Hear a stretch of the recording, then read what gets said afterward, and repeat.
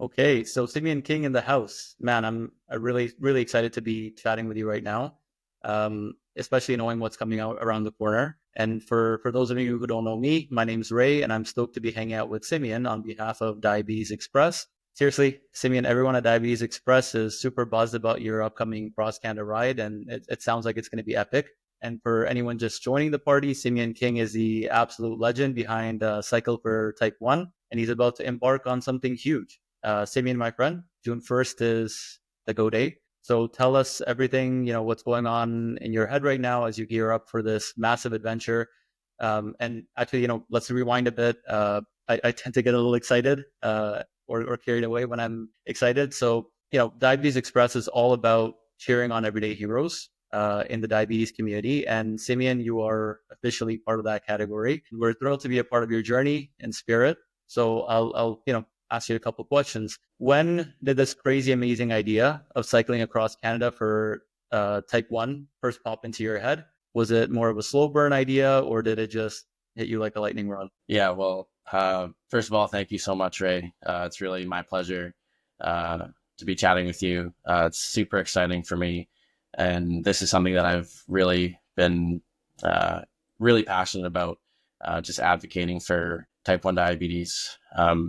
My journey kind of goes back over 10 years now. I was diagnosed just before my 12th birthday, so I've been living with type 1 diabetes for quite some time now. And just through my experience, seeing how much it's affected me and my family, and then also through the opportunities that I've had to guide trips and programs for the charity I Challenge Diabetes, and seeing how much of an impact that it has on so many people. It's really just quite an honor and pleasure to be able to chat and spread my message about something that I'm so passionate about. And to kind of answer your question about when this first kind of got into my head, I've always wanted to do something for the type 1 diabetes community.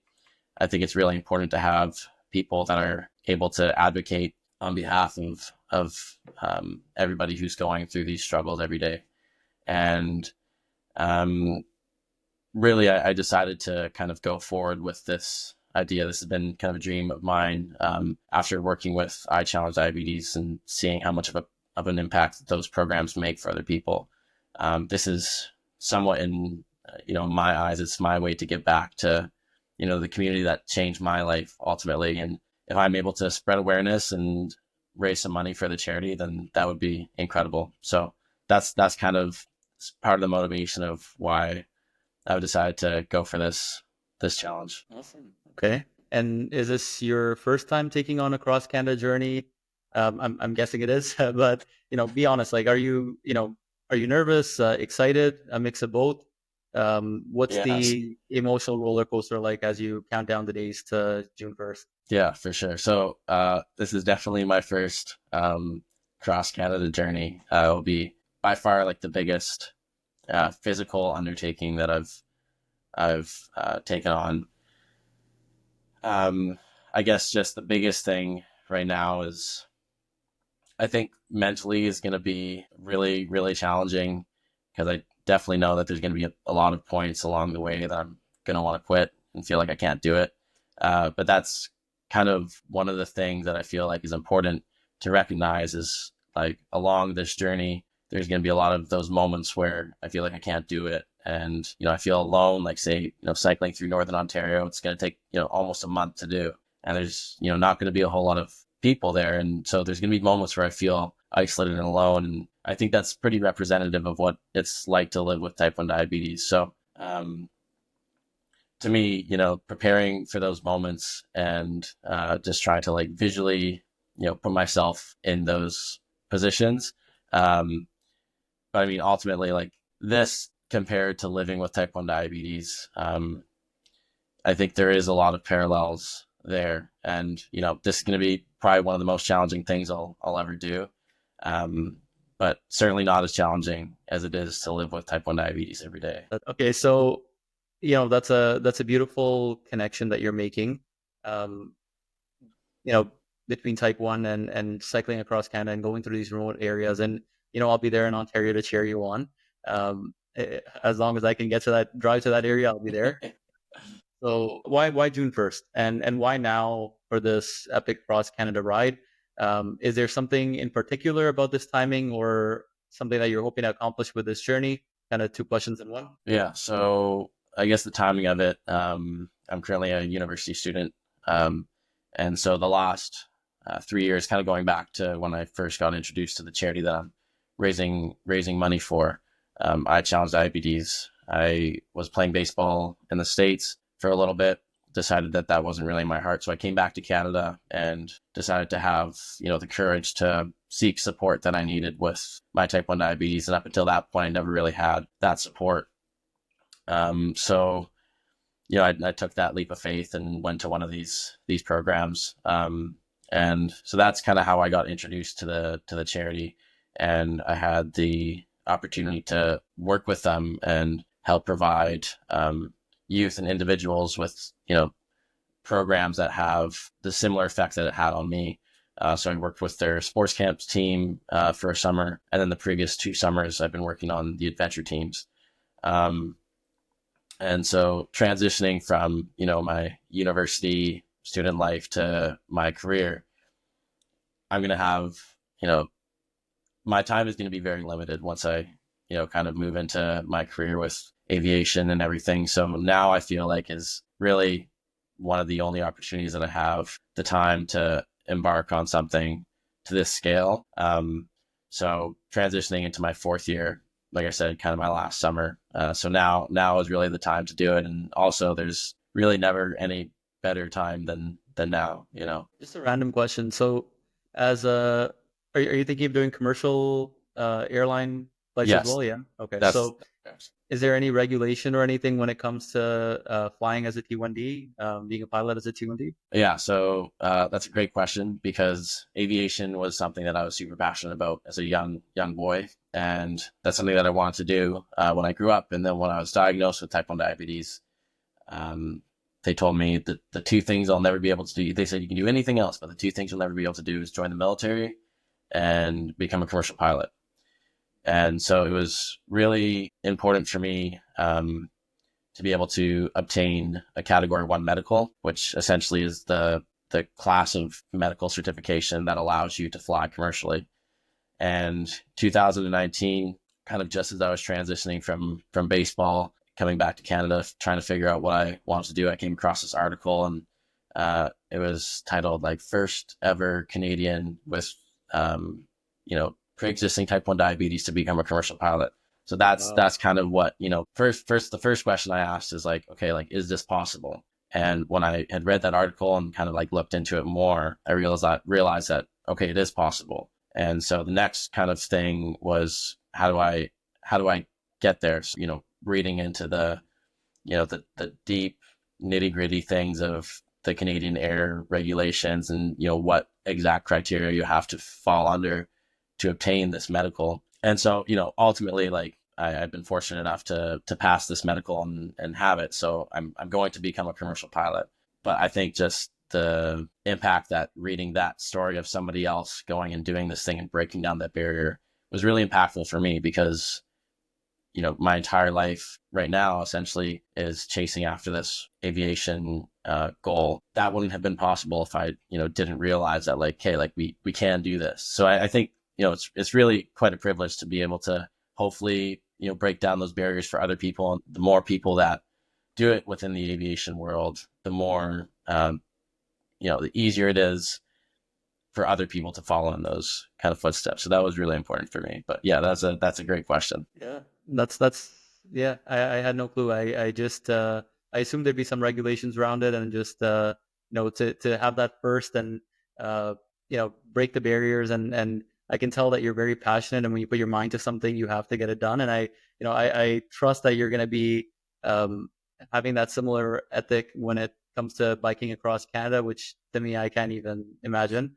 But I in terms of breaking down barriers, people who've done something similar before, I got introduced to you as the guy that is doing a Terry Fox like thing across Canada with a bicycle for T1D, and that's how I was introduced to your story. And so when people hear about someone cycling across Canada for diabetes, it's pretty hard not to think of Terry Fox and the Marathon of Hope.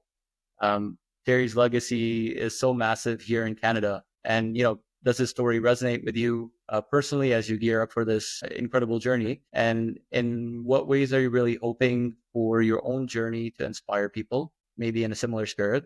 You're using a physical challenge to bring attention and hope to a cause that's near and dear to your heart. Yeah. One of, first of all, I think, comparing what I'm doing to what Terry did and continues to do, I don't feel like, I think that there's definitely a lot of differences there, and that, Terry Fox is one of the greatest Canadians, if not the greatest Canadian of all time. But I think his message and kind of what resonated with me is part of the reason why I decided to go after this was I was doing whatever I was doing. I was on my phone and I came across this video, and it was just a short video of Terry Fox and his journey, and just seeing him running down a highway, with one leg, and to think about the adversity that that person went through and to achieve what he did is just incredible. I can't even imagine how difficult that would have been for him. But I think the most important thing about his story and what I kind of took from that moment and when I decided to do this trip was that it doesn't matter how old you are or where you're from or the adversities that you face, you can make a huge impact, a huge positive impact on our world, regardless of any of those factors. And if you think about Terry, I think he was 23 years old when he passed away. And some people will live until they're 90 and, not end up really doing anything for their community, for other people, not making an impact. But obviously that person, he's made one of the biggest impacts, and he was just one person and he lived until he was 23 years old. And so that really inspired me. Like, one person can ultimately change the world. And, I hope that, I don't want people to associate with what I'm doing with what Terry did and continues to do. He's raised almost $1 billion with a B, which is incredible. But I think like the biggest thing is, for me, realizing that, even though I am one person and feel insignificant, I can make a huge impact on the world. And that's kind of the lesson that I learned. And that's the message that I want to spread about Terry's journey. And then that's what's, really exciting in talking to you is just this um, resilience that you have when it comes to dealing with a chronic condition. Just seeing what your body can be capable of, and really just persevering, and trying to think of how you can best support your community. And that aspect of community is extremely strong in the T1D community. Yeah. So, let's get into a little bit of the nitty gritty. What kind of training are you doing? You're looking a little buff there. So what kind of training are you doing to get your body and mind ready for cycling across the entire country? So, give us a little bit of a behind the scenes prep. Yeah. So, my training kind of goes back, quite a few years. I've been physically active for quite some time.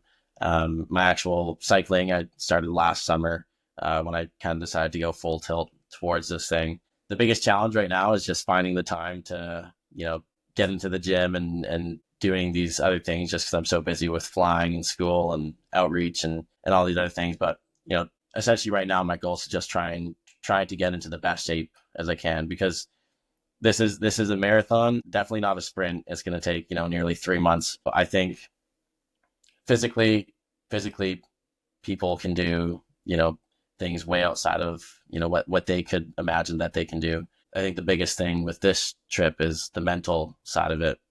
I can already imagine, being a month and a half in, and, the motivation is starting to kind of come down a little bit, and, I'm having those moments of doubt. So the biggest thing for that is just trying to, I think I'm a very big believer with visualization. Every single day I'll spend some time visualizing those moments of hardship and those moments of doubt and pushing through those things. And I think that's also the incredible part of this journey for me, is getting to the point where I want to quit and then continuing on. Okay. So, Is there somebody, like, what does your team look like? Is there somebody who's cheering you on in the background, helping you with the, preparation for everything? You have a fancy website. I'll share that with the audience right now. So just for anybody tuning in, this is what Simeon's website looks like right now. We're at 15% of the goal. We're hoping to get to 100,000 and hopefully beyond. But who are the support systems in your life, Simeon? Yeah. Who's driving you? Who are you going to call when you feel a little bit low during that journey? Yeah. So this journey is going to be a self-supported trip in terms of like I'm not going to have anybody with a band following me along. I'm basically just going to have everything on my bike and just kind of living off my bike for this journey. But my charity has been a huge support in terms of logistical planning and doing outreach and planning for events and helping get gear and stuff. So that's going to be huge. And I think just from some of the responses that I've gotten from people through my website and through social media pages, I think just people in the type 1 diabetes community want to get involved and want to support this journey. So a lot of people have been reaching out being like, hey, like if you're passing through the area, you can stop and stay at my house and have, a dinner or whatever it is. So I think that, that one of the most important things about what I'm doing and what I want to accomplish is really to just bring people together and, symbolically cycling from, the West Coast to the East Coast, bringing all of Canada together. I think that's, having these people reach out is just like incredible because I feel support from, people I've never even met before. It's really, really cool. Okay. That's awesome. And yeah, welcome to stay at my house as well. I'm in Markham, a little bit out of the way from your journey when I was looking at it, but definitely whatever I can do, whatever we can do here. Awesome. So I guess, speaking of the route, can you give us a little bit of a sneak peek? Are you sticking to main highways, exploring the back roads? Any landmarks, Canadian landmarks that you're stopping at? What does it look like in your head right now? Yeah. So right now, so everything is on my website. There's like kind of a little interactive map on there. People are, encouraged to check out.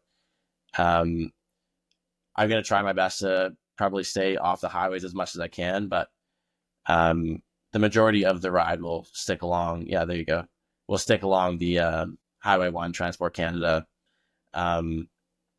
So the biggest kind of challenge with cycling across Canada, one of the sketchiest, if you want to put it that way, is through like Northern Ontario. There's not a whole lot of shoulders and stuff. So really just this is more so what I'm going to use as a guide. And then obviously getting from one destination that I have to be. So doing events in different communities such as Kelowna, Calgary, Regina, Winnipeg, Thunder Bay, Toronto, Kingston, Montreal, Quebec City, Fredericton, Moncton, Charlottetown, and St. John's. So those are kind of my checkpoints. And then how I get from those checkpoints will really just depend on, road conditions. If there's, a parallel road that I can take that's not on the highway, that's, less traffic or whatever it is. But it'll mostly be along the Highway 1 Trans-Canada Highway. Gotcha. Okay. Yeah, it looks intense to me. 7,500 kilometers is no joke. I wish you luck on this one, man. Thank you. So as you're about to cycle across Canada, what message about living with diabetes you most want to pedal across the country and share with Canadians? So there's kind of two parts to that question, because I think part of advocating for type 1 diabetes and spreading awareness to people that don't live with type 1 diabetes is really important. One of the most frustrating things for me growing up with type 1 diabetes was the fact that nobody like fully understood. There were so many misconceptions about type 1 diabetes. And I would, tell a teacher, a friend's parent that I had diabetes, and they would immediately think of the common misconceptions with diabetes. Because they hear diabetes, they think, lifestyle choices, dietary habits, things that are associated with type 2 diabetes. And so that was really frustrating for me, because type 1 diabetes isn't that. It's a autoimmune disorder that I had, no choice in having this condition. So I think just for the general public, people that don't live with the adversities with type 1 diabetes or aren't affected by it, one of my main goals is to just spread awareness as to, some of those misconceptions, and the biggest differences between type 1 and type 2 diabetes, how it affects us, and what it's like to live with type 1 diabetes. I think that that's really important. And then the other part of that is spreading the mess. I think the biggest message that I want to spread for people living with type 1 diabetes is that this doesn't have to be something that limits us. I think is really important. And when I think about this ride and managing my condition, there's obviously risks associated with doing something like this, especially on my own. Like, what if I go low when I'm on the side of the highway, or what if I go low overnight? Camping in the back country, like there's these risks, but that doesn't have to limit me and what I want to accomplish. So I think that's kind of the message that I want to spread for people living with type 1 diabetes. And then the other thing that's really important is just, as I was saying before, trying to connect these people within their communities and trying to connect everybody within this diabetes community. One thing when I was growing up was I felt very alone and isolated in my struggles. And so something that's really important for me is to let people know what if they're living with type 1 diabetes or they're a caregiver for somebody with type 1 diabetes, that they're not alone and that there is support. And sometimes, it takes a bit of courage to ask for that support, but it is there. Yeah, and I think that's what the most powerful thing about these events are. We have a great community out there, and I shared the story with you a little bit earlier. Going to a Connected in Motion event, and taking one of my friends who was diagnosed in 2020, and just his experience was, I feel I haven't felt this way in a very long time, where I can just, or ever actually, where I can just pull out my insulin pump, where I can, wear short sleeves, not worry about hiding the tubes.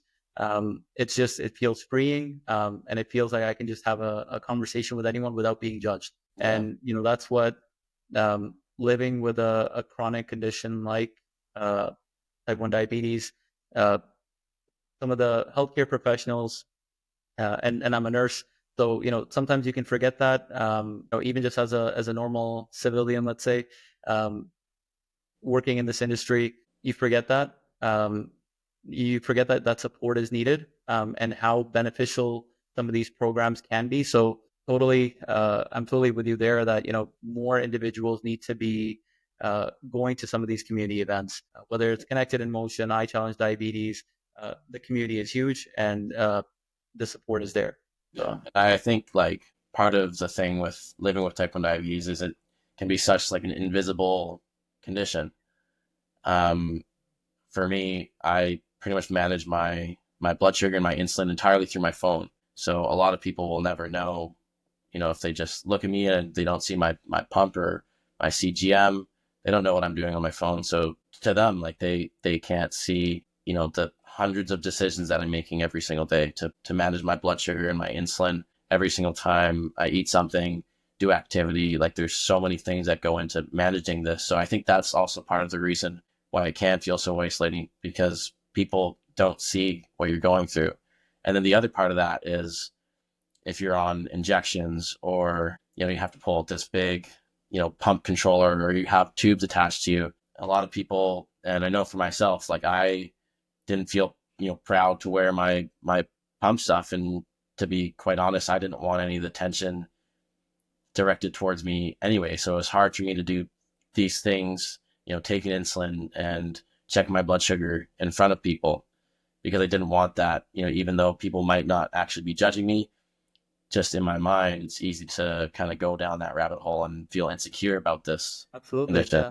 So I think that, it's for me, for my experience, and I can't speak on behalf of everybody, but for my experience, like you were saying, being around people who totally understand, I can say like, how frustrating it is to wake up at 3 a.m, with an alarm going off and feeling low and, sweating everywhere, and, feel like I can't like get up, and my whole next day is ruined because, my sleep was messed up. My body's recovering from the low, rebound high. I can explain that to somebody without living with type 1 diabetes, and they might think about it for, couple of hours. It might cross their mind again in a day or two, but they aren't living through that experience. So as much as, people without type 1 diabetes can appreciate, some of the struggles that we have to go through, being around people and within a community that fully understand is huge for me. Yeah.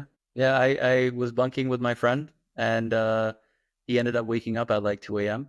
as he was having a low.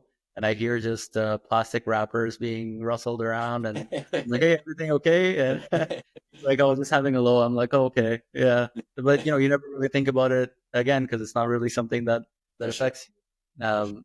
So, yeah, definitely had that experience. Okay, so let's get into June 1st. So June 1st is Go Day. You're starting off at Mile Zero Monument in BC. Yeah. So yes, yes. So the plan is I'm going to join the charity I Challenge Diabetes. I'm going to join them for a leadership retreat for the night of May 29th and May 30th, and then my official launch, my ICD launch, will be from Mount Seymour from that leadership retreat. I think just symbolically, it's huge for me because a leadership retreat was, what introduced me to the charity. So that's kind of important for me to be there. May 29th, I'm going to be leaving from Mile Zero in Victoria. I think that's more so just like a personal thing. I want to be, where Terry intended to go, dipping my tire in the Pacific Ocean and then making my way over to the charity event. But official launch date will be, June 1st from Mount Seymour and just north of Vancouver. That's awesome. That's awesome. Okay.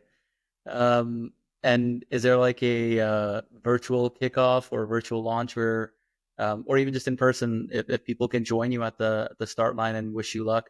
It's going to be a long journey, I know. And, once you get to Ontario, I'm here for you. But how can people? Yeah. So the more the merrier. We're already going to have people who are there for the event. They're going to be kind of my send off team. If people are more than welcome to join. When we go, we're going to have somebody from Dexcom there.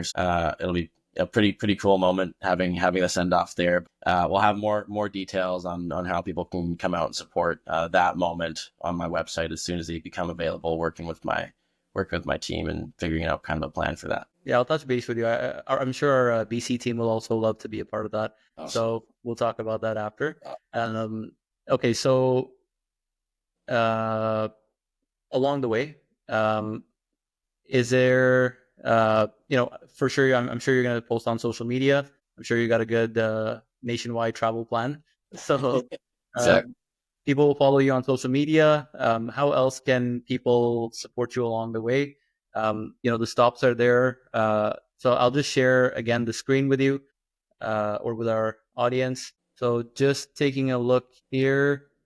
The blue dots, is that where you're going to be stopping for the day? So yeah, those, I mean, obviously I'm not putting my exact location just for like safety reasons and whatnot, but those are kind of the rough estimates for the distances for each day and kind of day by day where I'm going to be. And then the bigger dots, those are kind of where I want to help build community for people in those bigger places. So as I was mentioning earlier, like bigger communities like Calgary, Winnipeg, Toronto, and just kind of to bring people together, I think is really important. So a way that people can support is by coming to those events, and working pretty hard with my team right now to get the specifics and all the details for those events and what those are going to look like. Donating obviously is huge, and one of the things that I kind of want to talk about with donations is 100% of the funds are going directly to the charity I Challenge Diabetes, and those funds are going to be used essentially to break down financial barriers for people that need it. So if somebody needs this support in these programs, even if it's a workshop that's $30 or $40 to go to, but they're already struggling to pay for insulin or afford supplies, I think it's really important to knock down that barrier of participation costs. So 100% of these funds are going to go directly to covering those costs for people that need it. So donating is going to be a huge help. sharing this story just to kind of promote what I'm doing, and also to try and promote the charity that changed my life and their programs. Um, the biggest reason that I never participated in any of these events is because I just didn't know about the charity and I didn't know what their programs were like. So I think what's really important for me is to be able to help doing outreach for them and to help promote what they're doing, because it's changed my life and I've seen it change so many other people's lives. So sharing the story with, friends and family who might be interested in, what I'm doing or donating, and then just following along, and if there's any little communities along the way coming out and meeting everyone would be fantastic. So Okay. that's kind of how I think the best ways people can support. And there's going to be some more stuff coming up pretty soon. Me and my team are working for people to start their own initiatives in support of the charity and the ride and kind of what I'm doing. That's also another great option. More information is going to be coming out on that pretty soon. Okay. Well, you answered my question. I was going to ask you about how can people support, and as time goes on, I'm sure that things will become a little bit more clear, when it comes to the events that you're having in the cities. And, I'd love to volunteer as well if there's an opportunity, and I'm sure that some of our audience members will as well. So I guess that's pretty much it for me. I'm gonna show where people can visit to donate. So cyclefortype1.ca. Again, Simeon, it was a pleasure talking to you. I wish you luck, and of course, we're gonna be there at Diabetes Express to support you along the way. And if our audience, if they can spread the word on this, for people who are visiting or for people who are viewing this, I think Simeon's goal is very clear, and that's to support T1Ds across Canada, build that sense of community, and also garner donations so that individuals with T1D, either newly diagnosed or they've been around the block for a while, can have the opportunity to go to some of these programs, which are truly revolutionary in changing the mindset of a T1D. So, Simeon, again, thank you from the bottom of our hearts for taking on this interview. And we'll be there to support you along the way. And audience, hopefully you guys can as well. Again, cycle for T1D right at the bottom of the screen. That's it, Simeon. Any other thoughts that you want to add in? No, thank you so much for having me, Ray, and thank you to Diabetes Express as well for all of this support. It's truly my pleasure. I'm just a messenger, so thank you so much for all the support. You're not just supporting me, but you're supporting everybody across the country who's managing this condition. So thank you, and thanks to everybody for tuning in.